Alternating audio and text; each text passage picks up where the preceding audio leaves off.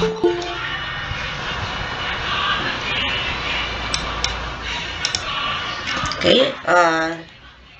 mag-flag ceremony muna tayo.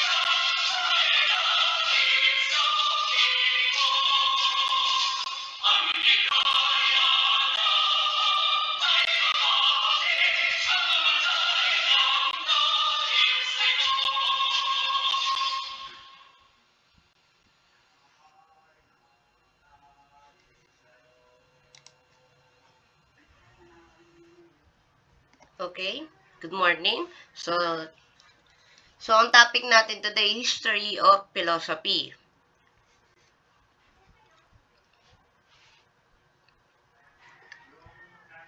At bago pala tayo mag-start sa topic, magdasal muna pa pala tayo. Mr. Mendoza, Chester, can you lead the prayer?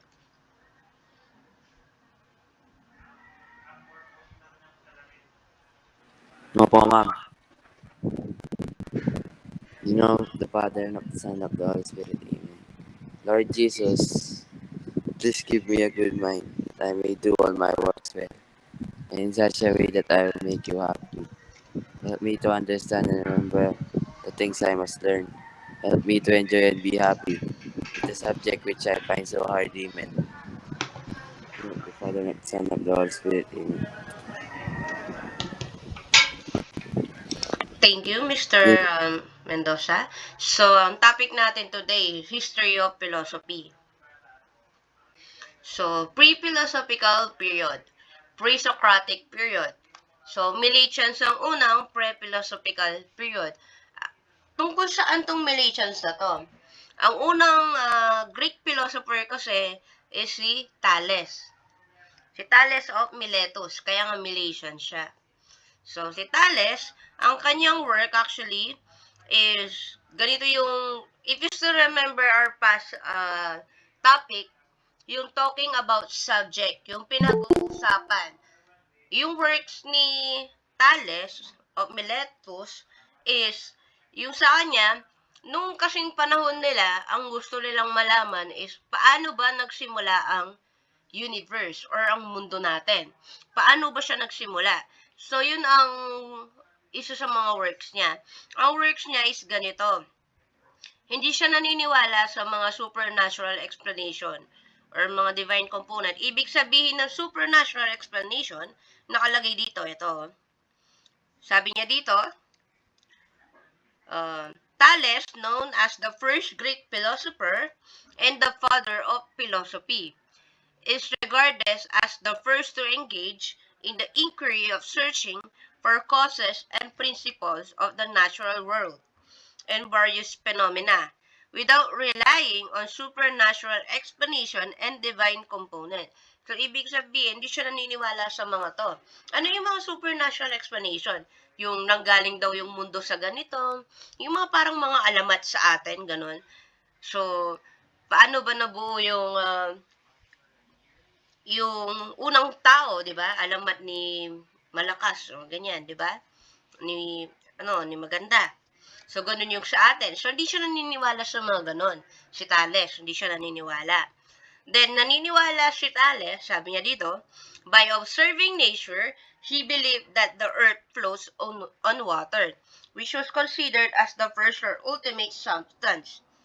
So, naniniwala daw siya, si Thales o Miletus, na yung earth daw is nagpo-float sa tubig.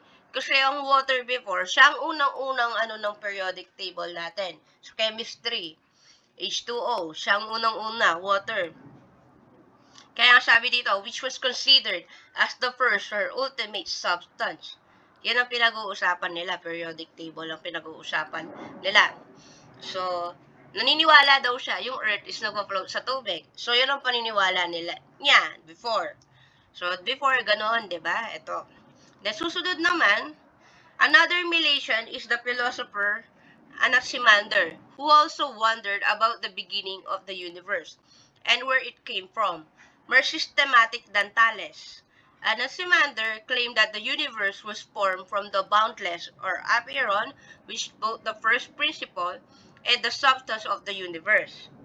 So, on the other hand, Anaximenes, another Milesian, argued that air was the fundamental element. Through the process of rarefaction or compression, the air surrounds Earth in a more or less compressed state. So, may isa pang Milesian na philosopher, which is si Anaximander. Nagwa-wonder din siya, paano ba nagsimula ang mundo? So, sabi niya dito, Anaximander claimed that, sabi niya, the universe was formed from the boundless. Pag sinabi kasing boundless, infinity, walang katapusan. Yun ang ibig niyang sabihin. So, tapos, may substance na nakalagay dito. So, itong term na to. Itong term kasi na to, Greek yan eh. So, pag na-encounter niyo itong term na to, ito, katabi ng substance, naka-open and close parenthesis. So, ang ibig niyang sabihin is, parang a letter yan, beginning. So, yung mga pagkakasunod, substance. Alam naman natin kung ano yung mga substance, di ba? Sinabi ko na kanina, mga periodic table. Ayan. Meron daw yung earth na ganyan, boundless siya. May ganyan siya. Then, on the other hand, yung isa na Milesian philosopher, which is si Anaximenes, so, ang sa kanya naman is air. Di ba? Isa rin fundamental element ng air. So, para sa kanya daw, yung earth, yung air daw, sinasurround niya yung earth. Pinapalibutan niya yung earth. So, which is true naman, di ba? May air naman talaga sa earth sa atin. Third, carbon dioxide, di ba? Oxygen, ganito, ganyan. So, susunod naman, Heraclitus of Ephesus and Xenopanes of Colophon. So, dalawa to. Excuse me. Sabi dito, yung kay Heraclitus claimed the unity of opposite in characterizing the cosmos and went further to express that to understand this characterization is to inquire of the Logos and be able to speak the language of the Logos.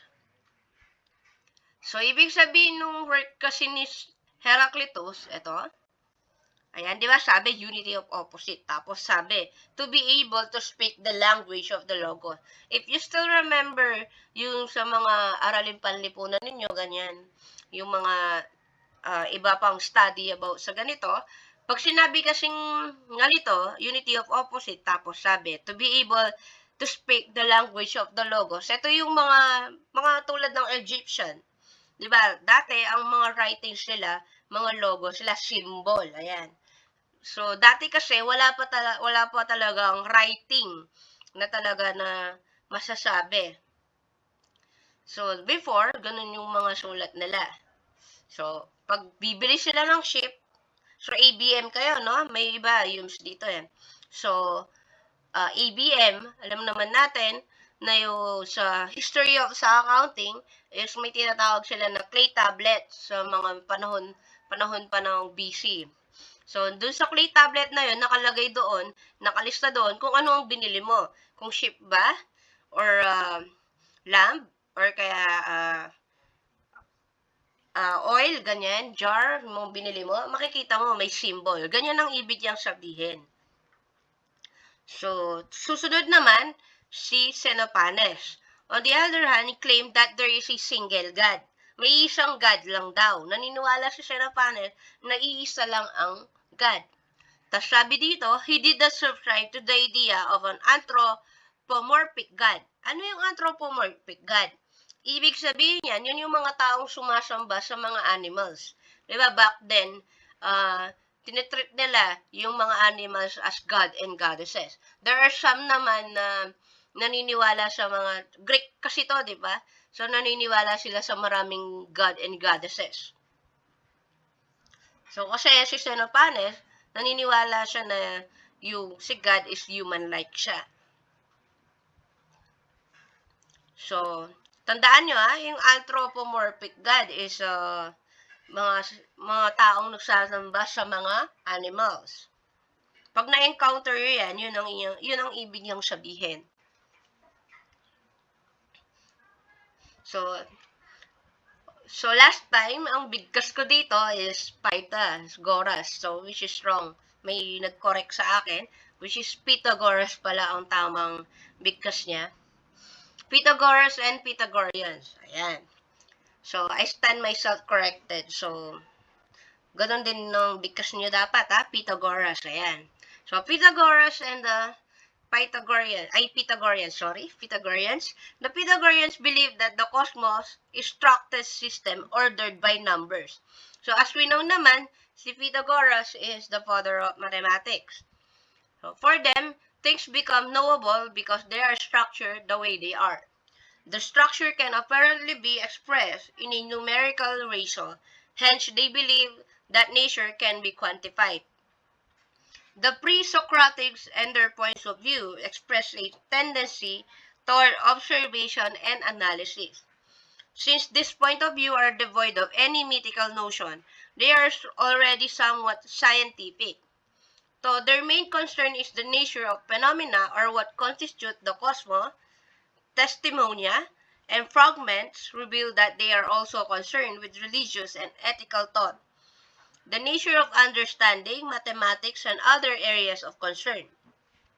Their philosophies have influenced later philosophers and are said to extend to the whole of Western philosophy. So, dito sa part na to, si Pythagoras, naniniwala siya sa mga numbers. Ayan, naniniwala siya na yung mga ibang bagay is na-express sa numerical ratio, sa mga numbers. Then, may nakalagay dito na yung point of view nila express a tendency, sabi na, toward observation and analysis. So, yung mga point of view nila, hindi na yung tulad nung kanina, na yung earth daw is nagpa-float sa tubig. Tapos yung air, sinasurround niya yung earth. So, dito, more on scientific na siya. May mga evidence or proof na sila gamit yung mga numbers. So, ganito yung layo ng ganyan. Ganito yung kalapit ng ganito. Then, dito naman, sa susunod na statement nila, yung main concern nila is nature of phenomena or what constitutes the cosmos, testimonia, and fragment. So, ibig sabihin kasi ng cosmos, yun yung una, yung universe. Yung testimonia, sabi dito, reports from ancient authors about the thinker's life and thought. So, pinag-aaralan din natin yan. Tulad ni Dr. Jose Rizal, di ba? Pinag-aaralan din natin yung buhay niya, yung mga sinabi niya, yung mga gawa niya. Ganun din dito. Kaya nga testimonya. Kaya nga sabi dito, reports from ancient author about the thinker's life and thought. Ano ba yung pinag-uusapan nila na pwede nating gawin na study? Ano ba yung ginawa nila? Bakit ba pinag-aaralan natin to, yung taong ito? Then, fragment. Passages taken to be direct quotation. So, yung fragment, dito, ang ibig niyang sabihin, yung mga quotation, tulad ng pag nagpo-post kayo sa Facebook, maghahanap kayo ng quotes. Sino kayang gumawa nitong quotes na to? Hanapin ko nga. Baka pwede kong i-post, sabi nyo, di ba? So, yun ang ibig niyang sabihin dito. Yung i-quote mo, yung sinabi niya. So, kunwari, si Confucius, di ba, yung sa kanya is, wag mong gawin sa iba, yung ayaw mong gawin din sa'yo. So, ganun yung ano niya, di ba, quotes. So, yun ang fragment. Then, dito naman, di ba, na-realize nila dito, banda dito, na they're also concerned with religious and ethical thought. If you notice dun sa mga other Meletian, pumapasok na yung God, di ba? Pumapasok na yung pagka-religious ng tao. Pumapasok na rin yung ethical thought. Ibig sabihin, yung right and wrong. So, 'di ba, sabi ko sa inyo dun sa last time natin topic, ang ethics ay right and wrong of human behavior. So, parang sa nanay mo sa school, sa room ninyo, 'di ba? Sa room ninyo,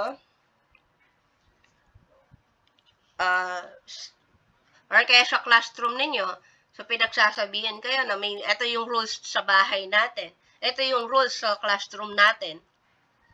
So, yun ang ethics. So, susunod naman tayo. Ito, sabi, bago tayo magpunta sa ibang slide, ang sabi pa dito, hindi, ang philosophy, hindi lang siya nakafocus sa human behavior. Nakafocus din siya sa iba't ibang area of concern. That's why, sa grade 12 kayo, may business ethics kayo. That's why, may economics kayo. That's why, may iba't iba pa kayong subject. Then, susunod, Socrates and the Socratic School.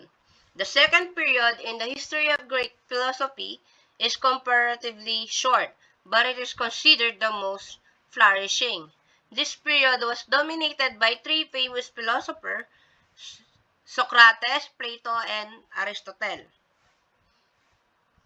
The philosophers in this period mainly had to answer the problem of how to save the intellectual and moral life of the nation, which was threatened by materialism and skepticism. So, ito yung mga pictures nila. Si Socrates, si Plato, at si Aristotle.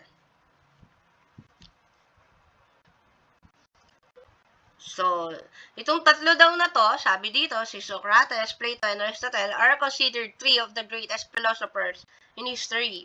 So, Socrates left no writing at all, and yet he has greatly influenced Western philosophical tradition through Plato's dialogue. So, tapos, Socrates, best known for the Elecus or the Socratic method, is a method of question and answer that aimed to provoke the one being asked to think for oneself and to clarify one conception about what is asked. Socrates is also regarded as the one who urged self-examination and claimed that the unexamined life is not worth living. So, si Socrates, ang kanyang work is ganito. For example, tinanong ko kayo, ano ba ang pangarap mo? So, mag-iisip ka ng seryoso, di ba? Mag-iisip ka ng, ano nga ba ang pangarap ko? Kasi, ang kanyang work is, sabi nga dito, Socratic method. Ano ba yung method na yon? Yung method niya is question and answer that aims to provoke the one being asked to think for oneself and to clarify one conception about what is asked. So, iniisip, yung ganito yung method niya, tatanungin ka niya na yun talagang mapapaisip ka, ano nga ba ang pangarap ko? Ano nga ba yung gusto ko? So, this is the other example. Sabi kasi dito ni Socrates is also regarded as the one who urged self-examination. So, nagre-reflect ka sa sarili mo. Ano ba ang gusto ko? So, ano bang gusto kong gawin? Kasi ito pa yung sinabi niya, and claim that the unexamined life is not worth living. Bakit nasabi ni Socrates to? The unexamined life is not worth living. Anong ibig niyang sabihin dito? So, ang ibig niyang sabihin dito sa part na to is ganito. There are some people, di ba? Di ko nila lahat, pero merong mga ibang tao na ganito. Na yung go with the flow lang siya, yung hindi niya iniisip yung future niya. So, kung ano yung meron, sige, ganito. Ganyan, sige, yung ganun yung attitude niya. So, yun ang ibig sabihin ni Socrates, na the unexamined life is not worth living. Bakit niya nasabing is not worth living? Okay lang naman na ganun siya. Ang ibig niyang sabihin kasi ni Socrates, dito sa term niya to, dito sa sinabi niya, in the future, yung mga ganong tao, sa kanya, work niya to eh. So, in the future, yung mga ganitong tao na hindi nila pinag-iisipan yung gusto nila mangyari sa buhay nila, or di nila prinano, or di nila pinag-isipan ng maayos, ang nangyayari is, yung sa future self nila is, minsan nagre-regret sila, bakit di ko to ginawa? Bakit ba ganito yung ginawa ko before? Ano bang nangyari noon? Ba't di ko to inayos? Kasi hindi nila pinag-isipan ng maayos, di ba? Hindi nila talaga pinlano or kaya, tawag doon, inayos yung buhay nila, ganyan. Kasi nga naniniwala sila, YOLO, ganyan. You live only once, ganyan. So, yun ang ibig sabihin ni Socrates. May mga ganong kasing tao na talagang go with the flow, hindi nila iniisip yung future nila. Sa kakaganon nila, nung dumating na yung time na gusto na nilang ayusin yung buhay nila, minsan is, yung mga opportunity na dumaan sa buhay nila is na-miss na nila. Wala na, nadaanan na ng panahon. Paano mo pa mababalikan yung mga opportunity na dapat na mag-grab mo? Kaya nga sabi nga ni Socrates, the unexamined life is not worth living. Kasi nasayang lang yung effort ng iba na magbigay ng opportunity sa'yo. O kaya nasayang yung panahon na binigay sa'yo, na nasa'yo, na parang inahahain na sa'yo.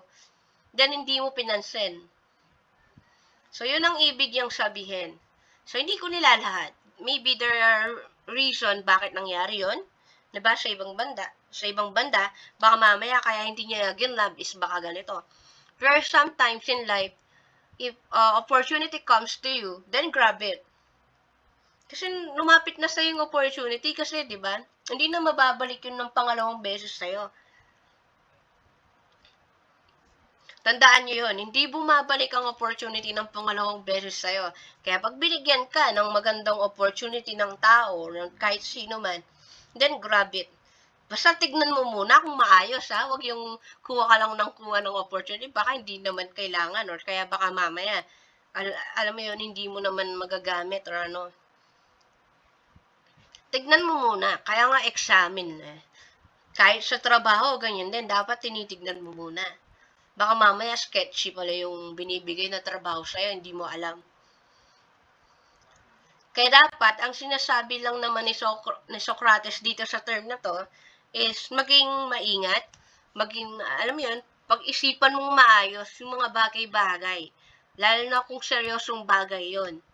Hindi mo dapat pinagsasawalang bahala. Then, susunod na tayo. Kay Plato na tayo. Kay Plato naman, ang kanyang work is, nakalagay dito, sabi dito, no? Plato's philosophy is a completion and extension of the philosophy of Socrates. Socrates taught, that knowledge through concept was the only true knowledge, to which Plato concluded that the concept or the idea was the only true reality.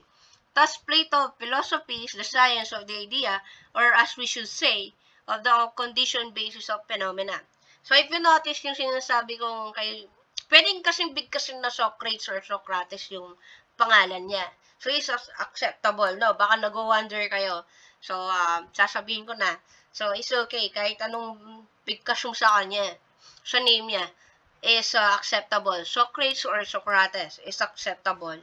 So, Plato's work also encourage humanity to seek what is good, what is true, and what is beautiful in the intellectual realm beyond the appearances, because the senses are often deceitful. He also urged that humans detach themselves to what is corporeal, because the soul, without the limitation of the body, can better recognize the eternal form of truth, beauty, and goodness. Such belief reveal Plato's views on ethics, epistemology, metaphysics, aesthetics, and social political philosophy. So, ang work kasi ni Plato is, sabi dito, encourage humanity to seek what is good. So, gusto ni Plato na yung mga tao is tignan yung kabutihan ng iba instead yung masamang nagawa niya. May mga tao kasi na, di ko nilalahat, no? May mga ibang tao kasi na tinitignan nila yung mali ng tao, hindi yung kabutihan na nagawa niya. Wari, 9 na kabutihan yung nagawa niya, then isa lang yung nagawa niyang mali. Yung isa yung napapansin nila. So, yun ang ibig sabihin ni Plato. Then, what is true? May mga ibang tao kasi na nagbubulag-bulagan na eto na yung katotohanan, pinapakita na sa kanya, pero hindi niya tinatanggap. Pero depende pa rin yan sa situation. There are things na mahirap kasing tanggapin, di ba? May mga bagay na death, ayan. Mahirap tanggapin ang kamatayan ng isang taong malapit sa buhay mo. So, depende pa rin. Pero 'di ba, minsan kasi kailangan din natin tanggapin talaga kung ano na talagang nangyayari. So, wag tayong masyadong mabuhay sa ganung bagay. May mga ibang tao kasi na pag may nawala sa kanya, lagi siyang nag-i-stick sa ganun. So, dapat i-let go mo para naman 'di ba, maging masaya ka rin. O, 'di ba? O yan, humugot pa ako, 'di ba? O yan, no. Pero totoo 'yun kasi, real talk talaga 'yun. So, alam mo 'yan, i-let go mo yung mga bagay na nakakasakit sa'yo. Tapos lagi mong hinihiling maging masaya ka, pero anong ginagawa mo sa sarili mo? 'Di ba? So, yun ang gustong sabihin ni Plato sa atin, sa works niya. Yun kasi yung napansin niya, observation, 'di ba? If you still remember yung kaninang sinabi ko, observation and analysis. So, yun ang mga ng philosophers. Nag-o-observe sila at ina-analyze nila yung mga bagay-bagay. Bakit ba nangyayari to? Bakit ginagawa ng tao to? Bakit ba nabuo yung mundo? Then, susunod na tayo sa sinabi ni Plato. What is beautiful in the intellectual realm beyond the appearances? Because the senses are often deceitful. Ibig sabihin yan, may mga taong maganda nga sa tawag doon, outside. Pero yung kalooban nila, pangit. Pangit yung ugali nila. Yan ang ibig niyang sabihin. Kasi sabi nga, di ba, because the senses are often deceitful. Ibig sabihin minsan, yung mga nakikita natin, hindi naman lahat ang nakikita natin is totoo. May mga bagay na nakikita na natin na niloloko na tayo, harap-harapan. Pero ikaw, nagpapabulag ka. Tas magdadahilan sila na, hindi, kasi ganito, kasi ganyan. Nakikita mo na, di ba? Obvious na. Then, bakit mo pa rin pinagpapatuloy yung ganung bagay? So, yun ang ibig sabihin nung kay Plato. Wala akong pinapatama, ha? Baka sabihin nyo, humuhugot ako, may pinapatama ako. Wala. Nagtuturo lang ako kasi ito yung nandito eh. Ito yung sinasabi nung mga tinuturo ko sa inyo. So, nire-relay ko lang. So, yun nga. So, hindi lahat ng mga nakikita nyong maganda ay maganda talaga. Unless, kilala mo na yung tao talaga. Unless nakasama mo na siya, nakausap mo na siya. Kasi you'll never know. May mga tao kasing papakitaan ka ng mabuti, and then masama pala talaga siya. Kaya ngayon, medyo alam niyo yun, be careful when you make friends. Tignan nyo muna talaga. Kasi kayo pinipili din eh. Di ba kayo naghahanap kayo ng kaibigan? Sila din naghahanap din ng kaibigan. Mamili din kayo. Hindi yung puros, gusto ko siyang maging kaibigan, gusto ko siyang maging kaibigan, ganyan, ganyan. So, be careful who you trust, sabi nga nila. Then, yung philosophy kasi ni Plato, dito sa una kong binasa kanina, is, ang niya kasi, yung philosophy niya, is reality, katotohanan, concept, reality. Yun ang kanyang philosophy. That's why, dito sa in-explain ko kanina, kung if you notice, sabi niya, what is good, what is true, what is beautiful, sabi niya, di ba? So, yun ang views niya kasi. Tinitignan niya yung kagandahan ng mga bagay. Tinitignan niya yung katotohanan talaga. Maganda ba talaga to? Mabait ba talaga siya? So, yun ang ni Plato, yung works niya. So, kay Aristotle na tayo. Aristotle's philosophy is often described as an opposition to the Platonic philosophical tradition. Si Aristotle kasi, yung kanyang work, dito sa banda, ito, sabi niya dito, his method focuses on analyzing phenomena or experience and proving credible opinions about these experiences to arrive at adequate proof. So, ibig niyang sabihin, nagpo-focus si Aristotle sa mga bagay na na-experience mo na at yung talagang meron talagang evidence. Kung wari, ganito, nangyari ba talaga to sa akin? Paano ba nangyari to sa akin? Na na-explain mo, ganito siya, kailangan mo ng proof, diba? So, kuwari, tatanungin ka, nakapunta ka na ba sa Korea? Paano mo mapoprove sa taong nakapunta ka sa Korea? May picture ka, di ba? Yun ang proof mo. Yun ang ibig sabihin ni Aristotle. Kailangan, meron kang proof na talagang ikaw ay na-experience mo yun at talagang nanggaling talaga siya dito. Talagang may nagain kang knowledge. Tatanungin ka, what is ganito? Masasagot mo siya. Ma-explain mo siya kasi talagang alam mo na yon. Kasi ito pa yung mga ibang philosophy pa ni Aristotle. Ito, topics niya. Human anatomy, biology, physics, knowledge, and ethics. So, more on evidence lahat yan, di ba? Kailangan mo ng evidence para sa mga to. So, yun ang ayun ang works ni Aristotle. More on evidence siya. Experience equals evidence. Ayan. So, kay Socrates, Plato, and Aristotle are considered the three greatest philosophers in the history of Western philosophic thought. You will notice that their concerns are more concentrated on acquiring what is man and what he or she can become. Through the Socratic methods and Aristotle method of inquiry, where like a modern scientist, you'll realize that any and every perspective they have about the world is a result of reflection and analysis, whether it's based on physical or material evidence brought about by experience and redirecting the inquiry toward the real form. Understanding about the self and the world will be revealed through painstaking analysis. So, ang work nilang tatlo is more on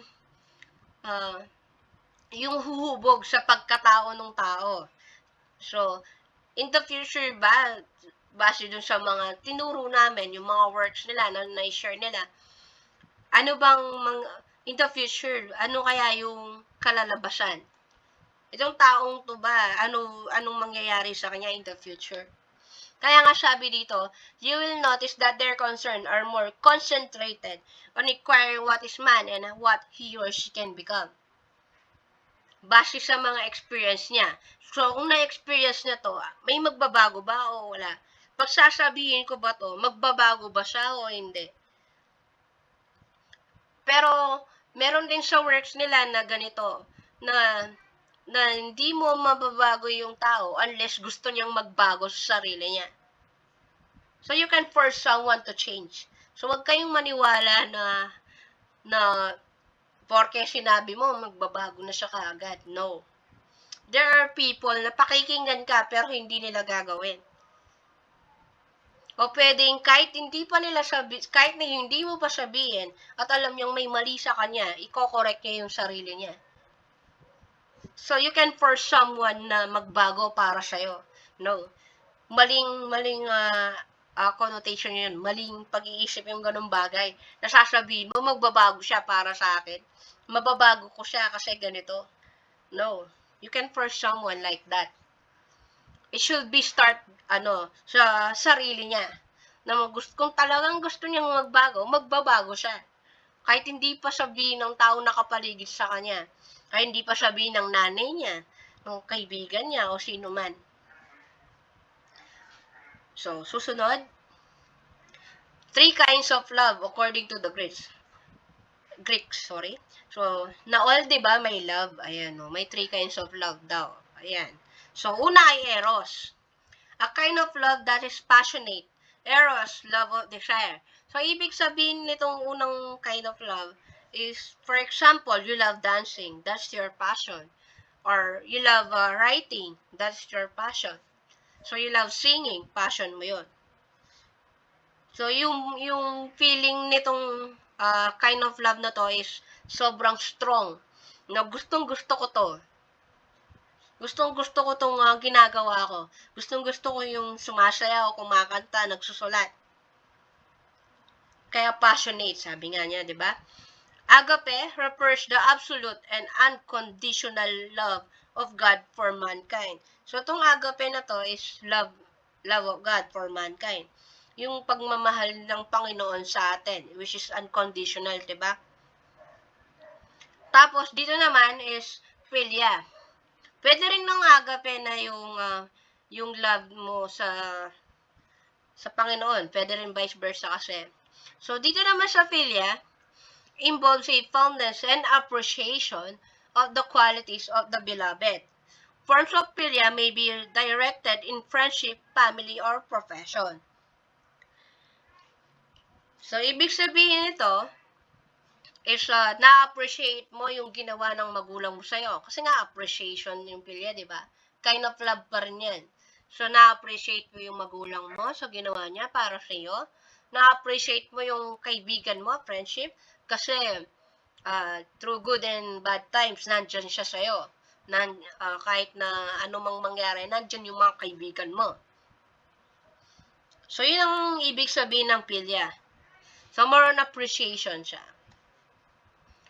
No, wala pa kayong trabaho, kaya nga, di ko na nasabi yung profession. Wala pa kayong work. So, sa pag-aaral siguro, i-relate ko sa pag-aaral. So, yung pag-aaral, tutulungan ka niya in the future. Yung mga knowledge na nag-gain mo sa pag-aaral, magagamit mo din yan in the future. Mali nyo, pag nagkaanak ka, or may kapatid ka, or in the future, is magiging teacher ka, or anuman, sa trabaho mo mismo, pwede mo rin yan ma-share sa mga ibang kasama mo. So, huwag yung isipin na, magagamit ko ba to pag nagtrabaho ko? Magagamit ko ba to pag nagganyan? Huwag yung isipin yung mga ganong bagay. Just think positive, alam mo yun. So, mag-aaral kayo. Masarap mag-aral, totoo man. Ako, alam nyo, personally, if I'm given a chance na mag-aaral ulit, at if may budget lang talaga ako, nag-aaral ulit ako. Kaya nagtrabaho ako, na-realize ko, iba rin pala ang nag-aaral. Masarap din nag-aaral. Sa akin lang naman yun, realization ko, I don't know sa inyo, there are some people kasi na mas gusto nila na nagtatrabaho. Merong ibang tao na katulad ko, na after nilang nakapagtrabaho, na-realize nilang masarap palang mag-aral pa rin. Pero sa akin parehas lang naman, nag-enjoy din naman ako sa work ko, na nagtuturo kasi gusto ko na yung trabaho ko. I realized that I like to teach. So, nasabi ko na yung last time sa inyo, di ba? So, tuloy na natin to dahil medyo marami ang ating discussion today. So, philosophy branches. So, ito yung mga branches of philosophy. So, na-explain ko na to sa inyo last topic. Pero, i-explain ko ulit sa inyo ng very, very brief. So, metaphysics. So, a division of philosophy that is concerned with the fundamental nature of reality, the study of the ultimate reality. There is focus on how things really are. So, ang focus ng metaphysics, yung kung ano talaga siya, di ba? Or kaya bibigyan ka ng totoo ba to o hindi? Nag-e-exist ba to or hindi? That's why, yung mga question ng metaphysics usually is ganito. What is the meaning of life? What is the purpose of life? Does God exist? So, yun ang mga question minsan sa metaphysics, di ba? If you still remember our last topic, yun ang example doon. Then, epistemology comes from the Greek word episteme, which is, ang meaning niya ay knowledge. So, ang meaning niya dito, the study of the nature and foundation of knowledge, mainly with reference to its bound. It is study of knowing how to determine if we really know something. So, pag epistemology, more on tinitignan hanggang saan yung alam mo. At dito din, pwede din na may idea ka, pero hindi mo siya na-experience. Pwedeng na-experience mo siya, Kaya na-explain mo sa iba na eto, nangyari na to. Ganito yung ibig niyang sabihin. Ganyan. So, susunod, ethics. Ayan. Set of moral principle. So, ibig sabihin, kahit saan ka magpunta, may mga batas. Oh. Batas na bawal lumabas, sabi nga ni Kim Chiu, di ba? So, yun. May mga batas sa mga iba't ibang lugar. Sa bahay nyo man, sa school man yan, or sa community nyo. Or kahit sa ibang bansa, di ba? May batas pa rin. Tapos, excuse me, the discipline dealing with what is good and bad. Sabi ko nga kanina, is right and wrong. If you still remember yung topic natin, if nakikita nyo doon, yung naka-red, di ba naka-red yun? Right and wrong, sabi niya. Tapos, of the human behavior, sabi niya. So yung tao, alam niya kung ano yung tama at mali sa mga ginagawa niya. Nare-recognize niya na tama yung ginawa niya, nare-recognize niya na mali ang ginawa niya. Tapos, yung susunod, the exercise of moral duties and obligation. So, ibig sabihin, yung mga rules and regulation na sinabi nila sa inyo is ginagawa mo. Na-apply mo na siya. Kaya nga sabi, exercise of moral duties and obligation. Ginagawa mo yung mga batas na binibigay sa'yo. Mga batas ng sa bahay ninyo, sa school and community. Then logic. So logic naman, sabi dito, the science of the formal, prescribed, and proper principle of reasoning. The study of the rubrics of correct reasoning. So, ibig sabihin, pag logic ang pinag-uusapan, hinahanap mo kung talaga yung sinabi ng tao is talagang valid ba. Totoo kaya itong sinasabi ng taong to? Tama ba to o hindi? Kaya ang correct reasoning. Di ba minsan, may mga tao magpapaalam siya, pero isipin mo, totoo kaya yung pagpapaalam nito? Parang hindi yata di yata valid. Kunwari, sabi mo sa teacher mo, traffic sa inyo, pero yung lugar ninyo, wala naman traffic talaga. Kahit na yung teacher mo, alam niya na walang traffic doon, pero yun ang sinabi mo. So, yun ang ibig sabihin doon. Hindi sila matugma, di ba? Hindi sa tugma. Eh, wala naman traffic doon sa lugar ninyo. Bakit sinabi mo yung sinabi mo, traffic? Walang logic doon, di ba? Parang, bakit di siya nagpipit kumbaga sa puzzle? Hindi siya nagpipit. So, susunod. When a person has love for wisdom, it goes without saying that he has appreciation for knowledge. But what is the difference? Dali lang, no? Inom lang ng tubig. Totoo yun na yung lalangunan ko. Dali lang. Inom lang ng tubig.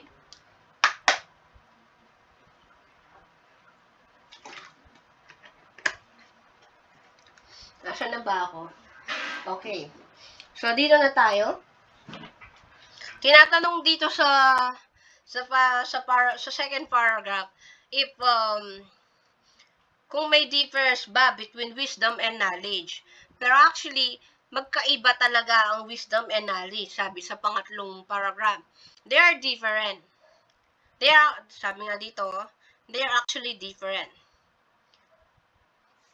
So, aalamin natin yan kung ano ba ang difference between the two. Knowledge is the accumulation of facts, information, and data gained through study, research, and actual experiences. These are the particulars and specific that may have been observed in detail. So, ibig sabihin nito is napag-aaralan mo siya, makukuha mo siya base sa ganito. Makakakuha ka ng information, facts, data sa mga ganitong bagay. Kaya ka nag-aaral kasi gusto mong matuto, di ba? Gusto mong makagain ng knowledge. Then, susunod is wisdom. It is the gift or ability to detect, distinguish, decide. Ang wisdom kasi, more on, 'di ba, nung bata ka pa, kaya nga sabi, it is the gift or ability.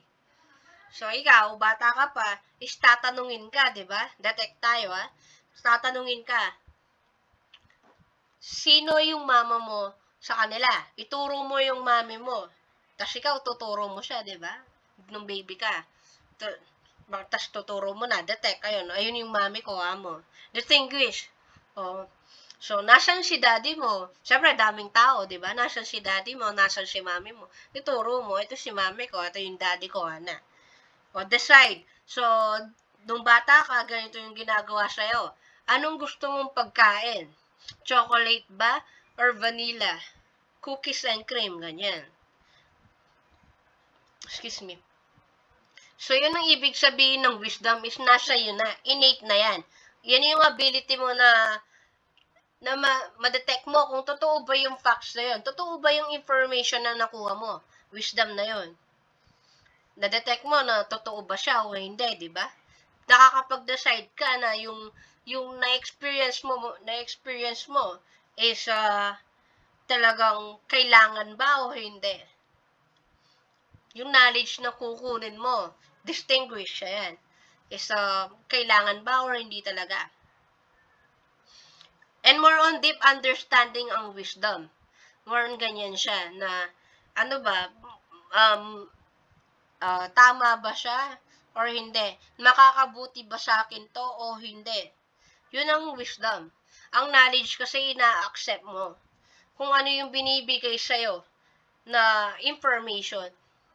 Yung wisdom, tinitignan niya yung mga knowledge na binibigay sa'yo if talagang maganda ba o hindi para sa'yo. So, may example dito. So, sabi dito, you're about to ask permission from your parents to go somewhere on weekend. Basically, a parent will normally ask any or all of the following. Where are you going? What are your reasons for going? Who will be your companion? How long will you be out on that weekend? But the deeper question is, why do you want to be there? So, ito yung apat na to, yung usually tanong ng nanay natin. Saan ka pupunta? Bakit pupunta kayo doon? Sinong kasama mo? Hanggang anong oras kayo doon sa Sabado? Hanggang anong oras ka? Usually, nanay or kaya tatay or lola ang magtatanong sa'yo nito. Di ba yung apat na to? Then, ito yung deeper question doon eh. Bakit ba gusto mong nandun ka? Bakit nga ba? Usually, tatay ang nagsasabi nito, kaya lolo eh. Bakit ba gusto mo doon? Bakit nga ba? So, sa inyo yan, ha? Sa inyo. Sagutin nyo yung tanong na yan sa sarili nyo. Bakit ba gusto mo na nandoon ka? Bakit nga ba? Diba? Bakit nga ba? Kaya usually, sasabihin ng magulang mo, ayaw mo ba kaming kasama? Ayaw mo ba kaming kasama ng lola mo dito? Ayaw mo bang kasama kaming tatay at nanay mo? Pero alam nyo ba, may deeper answer pa dyan. So, ang mga kaibigan natin, makakasama pa natin yan ng matagal. Pero magulang natin, hindi. Bakit? Ngayon, bakit gusto mo na nandun ka? Eh, alam naman natin, in reality, hindi natin makakasama ng matagal ang magulang natin. Kasi magtatrabaho tayo. Magkakaanak tayo in future, kaya mag-aasawa kayo in the future. Di natin sila makakasama. Then, bakit gusto mong nandun ka? If alam mo yung ganong answer. If ganun alam mo yung reality na yon. Diba? So, bakit gusto mong nandun ka? Bakit gusto mong lumabas din? Dahil gusto mo ba dahil stress ka na? O dahil ba ganito ba? Then, bakit? Di mo ba magagawa yan? Spending your time with your family. It's okay to spend time with your friends, but not all the time. Because, makikita mo naman na in the future na makakasama mo pa rin yung mga kaibigan mo. Pero yung magulang natin is hindi. Hindi natin makakasama ng ganung katagal. Then, bakit gusto mong nandun ka sa labas, diba? Why do you want to be there? So, Ay, hindi ko alam ang sagot nyo. So, sa inyo yan, no? Sa inyo yung sagot yan. Sagutin nyo yan sa sarili ninyo. Reflection yan sa inyo. So, yan ang self-assignment ko sa inyo. So, self-reflection nyo yan. Sa inyo yan. Then, money. Knowledge is knowing how to manage your money by budgeting, spending, and saving. So, diba, totoo naman yung sinabi ng number 2. Is, nakakagain ka ng knowledge, paano mo ba ma-manage yung pera mo?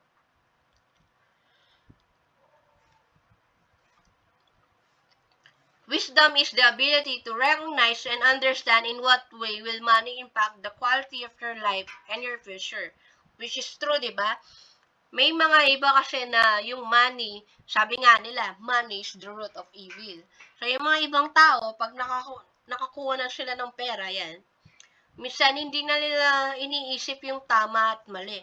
Minsan, nangyayari yan eh. Minsan, may mga taong nagiging gahaman lalo na gusto nila maraming pera kahit na nakakasakit na sila. Tapos, eto, at this point, can we say that the question is 5 or 4 important than the answer? So, anong mas importante dun sa tinanong ko sa inyo kanina? Yung sagot nyo ba o yung tanong ko? Why do you want to be there? Anong mas importante? Yung tanong or yung sagot ninyo? Siyempre, may sagot kayo sa sarili nyo, di ba? Hindi ko natatanungin yun. Sa inyo na yun. So, anong importante? Yung tanong ko ba? O yung sagot ninyo ang importante doon? Then, sabi dito, philosophy unlocks one thought to the realism of life. We keep on asking questions because we have sense of wonder and desire to know the truth. It enables us to see things far beyond what is tangible. Underlying meanings to what the naked eye can see are sometimes more important than what is noticeably obvious. For better appreciation, the ability to understand is much higher than what we know. In the first place, can we figure out how to understand something you do not know?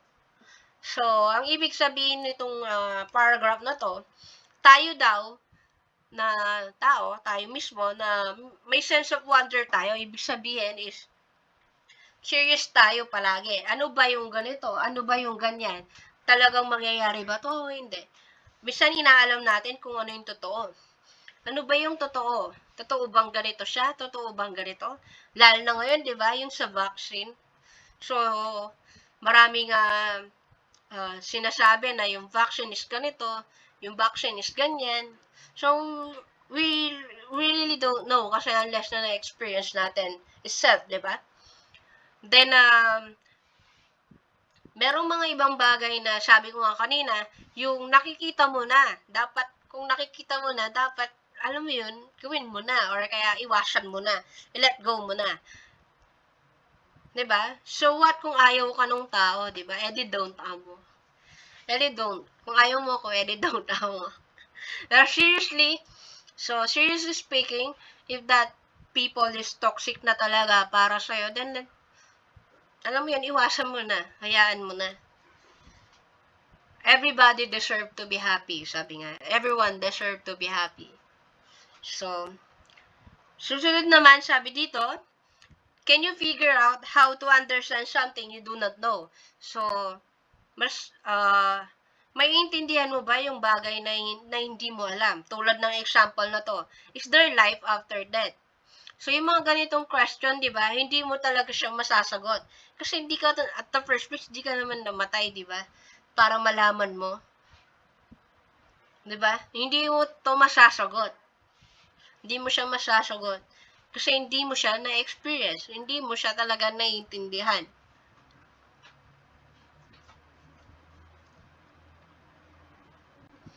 To, dito sa part na to, ito, knowledge and wisdom. Ayan.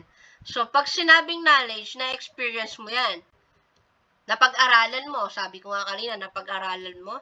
Pinag-aralan mo. And then, pinag-aaralan mo muna. So, knowledge yan. Then, wisdom, reason. Kaya nga sabi ko kanina, tinitignan mo kung totoo ba yon o tama ba yon or mali talaga yung knowledge na na-inquire mo. Diba, nagre-research na kayo? So, ganun din yun, diba? So, tinitignan nyo kung totoo ba tong research nyo to. Totoo ba tong nire-research nyo? Hindi. Yung mga facts niya, di ba? Tinitignan nyo. Yan. Yan ang ibig niyang sabihin. Tandaan nyo to. Knowledge, experience yan. Wisdom is the reason. Kaya nga detect, sabi niya, distinguish, decide. Understanding philosophy. Ayan. Sabi dito, improve problem-solving skills.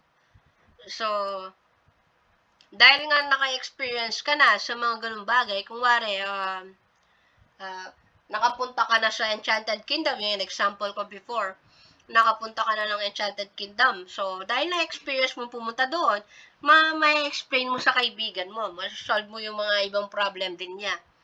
Pwedeng yayain mo yung kaibigan mo pumunta doon, or pwedeng i-explain mo sa kanya yung bagay na yon, or pwedeng isipin mo muna yung mga bagay na yung pag nagbibigay kang advice, di ba? So, ito yung solution sa problema mo. Pwedeng ganito, pwedeng ganyan. Pero, di ba? Hindi lahat ng tao ay sumusunod sa mga advice ng iba. Minsan is sarili lang niya din yung sinusundan niya. So, nandun lang tayo para mag-guide. Improve communication skills. So, totoo yan, di ba? Ang philosophy, nag-improve ng communication skills. Kasi, na-realize mo na hindi lahat ng tao is ganito. Ma-realize mo na yung mga tao is ganito din sila, katulad mo. May mga bagay na problema din sila na iniisip din. So, sabi nga, di ba, be kind always. You never know what that person is experiencing right now. So, improve self-knowledge. Ayan. May mga tao na ini-improve niya yung sarili niya, pwedeng nag-a-advance reading siya, or pwedeng nakibagtrabaho na siya kaagad ngayon, pwedeng different kind of knowledge kasi ang ibig sabihin dito sa philosophy. Pwede yung mga bagay na na-experience mo or may experience mo, nag-gain mo yun, knowledge yun, di ba? Nag-gain mo yun eh. Then, improve persuasive skills. So, ito yung ibig sabihin ng persuasive skills. The need to convince others, we need to be understood and agreed upon. We need to be accepted. So, ito yung part na ina-explain mo kung sino ka sa iba. Ganito yung gusto ko. Mahilig ako sa K-pop. Mahilig ako sa anime. Mahilig ako sa ganito.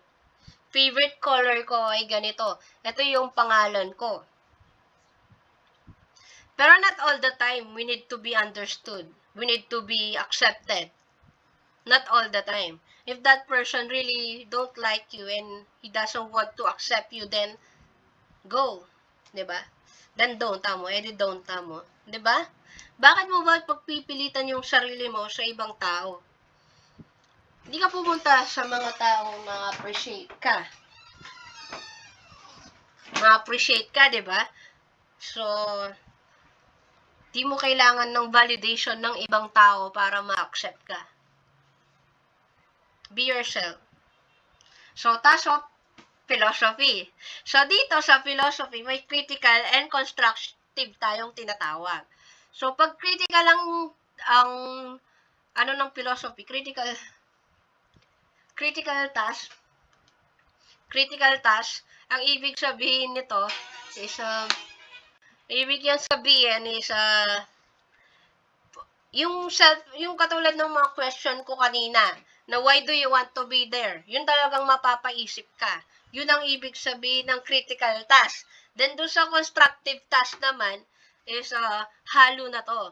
Yung experience mo, and then yung reality, and then yung question kanina. So, yun ang ibig sabihin ng constructive task. So, practical to, ibig sabihin is ginagawa mo na yung mga binibigay sa'yo, reality. Then, mabilis. Ayan. Philosophy is an activity. So, activity ang philosophy. In what way? So, sabi dito, philosophy compels us to be actively involved with the world through ideas, vision, proposals, and others. Ang philosophy kasi, di ba, tulad ng unang-una nating discussion kanina, may idea sila na ganito yung mundo, ganito siya nag-start, ang universe. So, nag-i-improve yan, di ba? If you notice, nag-i-improve siya. So, activity yan. Activity talaga siya na ongoing activity. So, malay nyo, yung information na nakalat natin ngayon, mag-i-improve yan in the future. Just like what you are doing right now, di ba? Yung sa research ninyo. So, baka may nag-research na dati doon, is magagamit mo din siya. Pwedeng dagdagan mo siya, pwedeng bawasan mo siya. Then, value of philosophy. The value of philosophy is far cry from the value of other disciplines such as science and technology, business, and economics. So, sabi ko nga kanina, ang philosophy ay hindi lang nagpo-focus sa isa. Mayroon din siyang area of concern, which is ito. Pwedeng science and technology, business, and economics. Kaya nga sa mga EBM, merong business ethics. So, susunod, nakalimutan ko lang yung tawag dun sa UMS. Meron pa silang subject na isa na pwedeng na malapit sa philosophy. So, susunod, medieval period na tayo. Dito sa medieval period, if you notice, is sabi dito, scholasticism. Dito, more on religion na. Parang yung mga ganito. According to the Bible, ganito ang sinasabi niya. So, pag nakikipag-argument sila or debate, may ganyan na. Diyan sa medieval period. Kasi more on, nag-improve na yung religion dito sa part na to kasi. So, then, if I'm not mistaken, dito rin sa part na to, yung mga din ni Confucius. Sa Buddhism, kay Confucius, sa Catholic, Roman Catholic, medyo nagiging religious na yung mga tao banda dito sa medieval period eh. Kaya nga tinatawag na scholasticism. So, modern period na tayo. Rationalism, empiricism, and Kant philosophy. So, last topic natin, di ba? Meron na ganito yung meaning ng rationalism at saka empiricism. So, i-explain ko lang ng very, very brief lang to. So, dahil na na-explain ko na to last time. So, ang rationalism, sabi dito, as a form of philosophical view, state that the chief source of our knowledge is reason rather than experience. So, ibig sabihin is yung rationalism is idea pa lang siya. Hindi niya pa alam hindi niya pa na-experience, kumbaga, yung bagay na yon. May idea siya. Ganito yung itsura ng Korea. Pero dahil di pa siya nakapunta doon, hindi niya alam kung ano nga ba yung itsura talaga in actual ng lugar na gustong puntahan niya sa park ng Korea, ganyan. Rationalism ang ibig sabihin nun. Then, dito naman, sa empiricism naman, ito is, na-experience na niya. That's why, parang in a way, yung experience niya, knowledge na rin. Kasi na-experience niya, di ba? So, may i-share niya. Pwede niyang sabihin na ganito. Nakapunta na ako sa Korea. Ganito yung itsura nung mga ibang building nila. May mga building na traditional, may traditional ano pa sila na lugar, merong may part na sa lugar nila na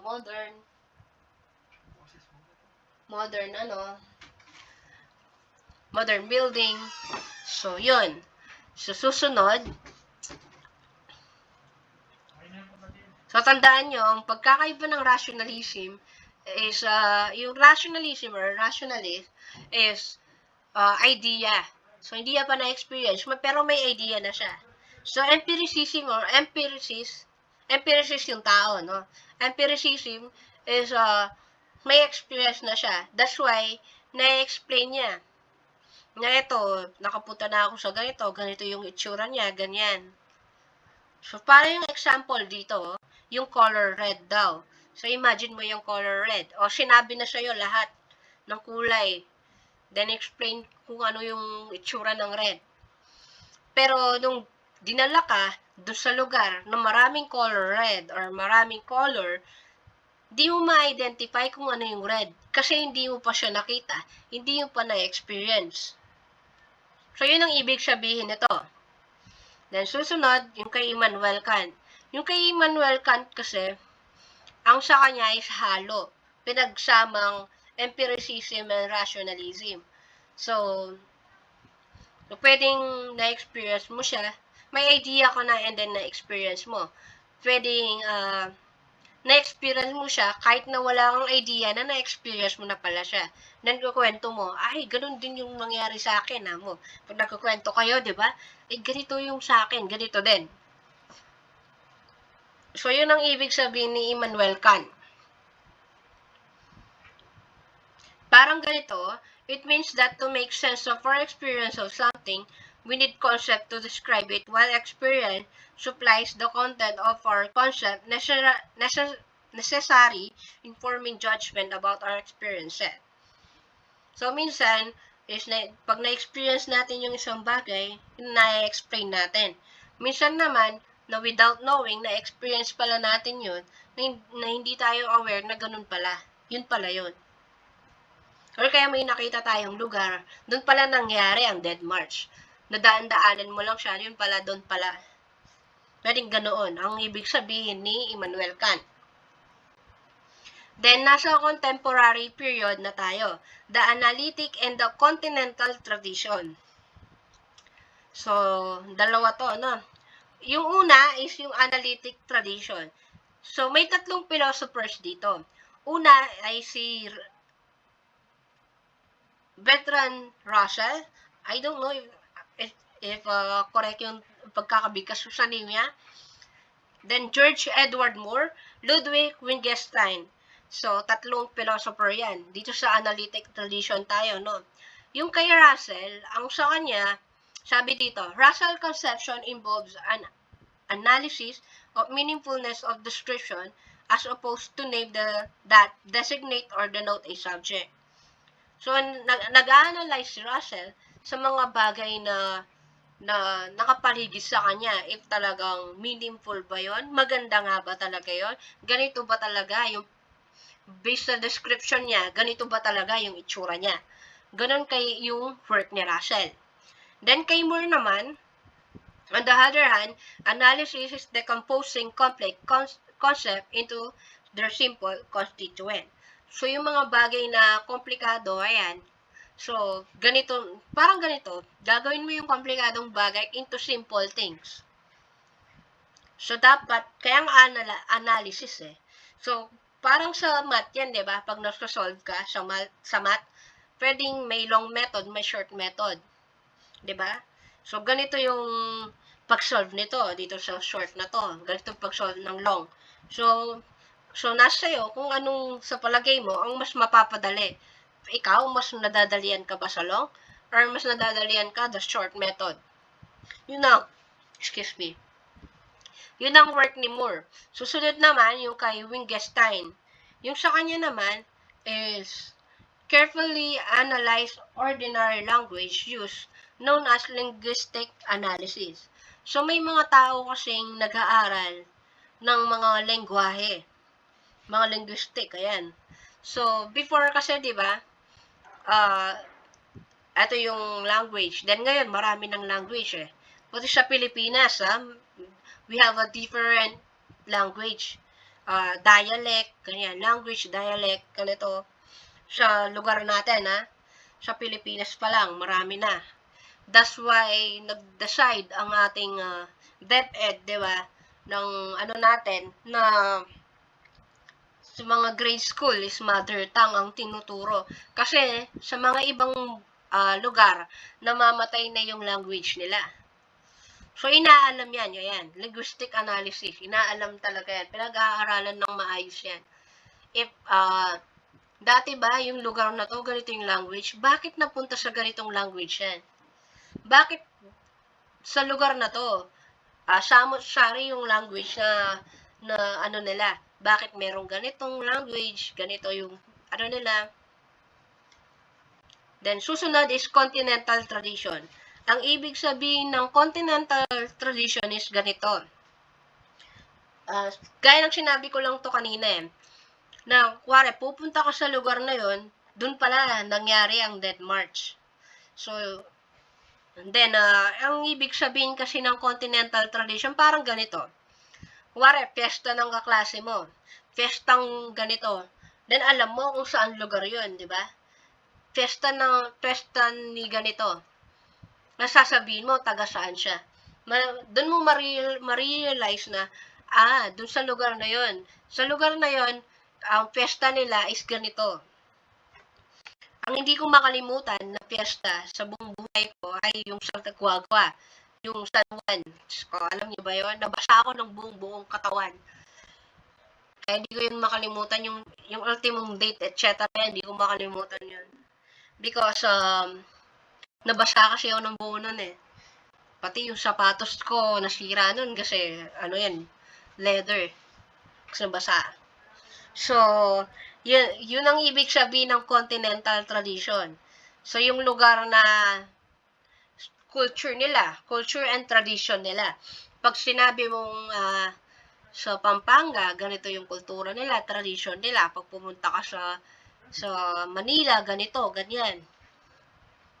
So, yun ang ibig sabihin ng continental tradition. So, tapos na ang topic natin for today. Hanggang dito lang ang topic natin. So, I hope marami kayong natutunan. And, ipopost ko na to later. I-upload ko muna sa YouTube and then ipopost ko sa FB group. And then, magbibigay ako ng activity today. So, ang pasahan niya is 12, okay? 12 o'clock. And, Mr. Mendoza, can you lead the prayer, the ending prayer? Mr. Mendoza? Hello? Banshil, Andrea? Can you lead the ending prayer? Okay. Ganyan si Father, nasa Holy Spirit. Lord Jesus, I thank you for all the blessings you have given to me, which I will use your greater honor and glory in the Father's name. Okay, thank you and have a nice day. Kain na rin kayo. Send ko na yung activity. Bye-bye.